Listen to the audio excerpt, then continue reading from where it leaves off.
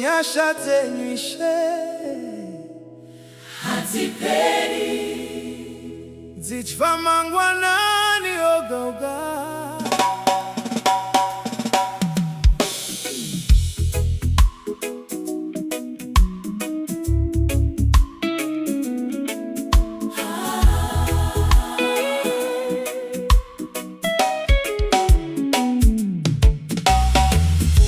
Ndakanga ndarasika munyika, ndichifamba ndisina chiedza.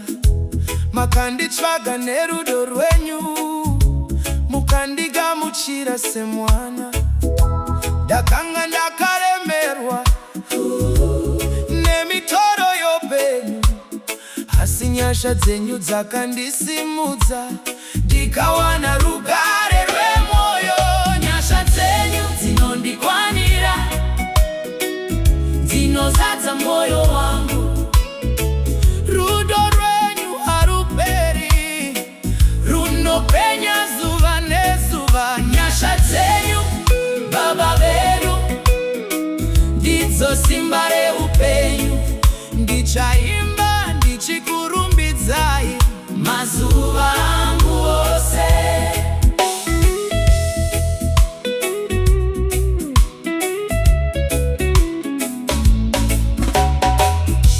Makandivhurira mikova yandaiti yakavharika, makabvisa kutya mumwoyo, mukaisa tariro itsva.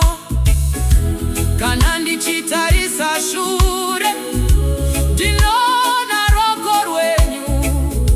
Makaitazva ndisingagoni, ndichakutendai nokuzingaperi. Makandida ndisati ndakuzivai, makandishevedza nezita. Mweya wangu unoridza rwiyo rwekutenda kwamuri. Ishe, nyasha dzenyu dzinondikwanira, dzinozadza mwoyo wangu.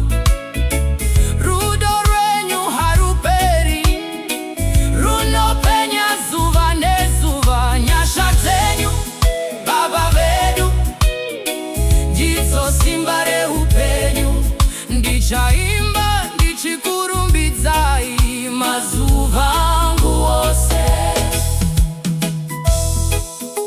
Ndiani angaparadzanisa nerudo rwaJesu? Kutambudzika here? Kwete. Zara kana kuomerwa?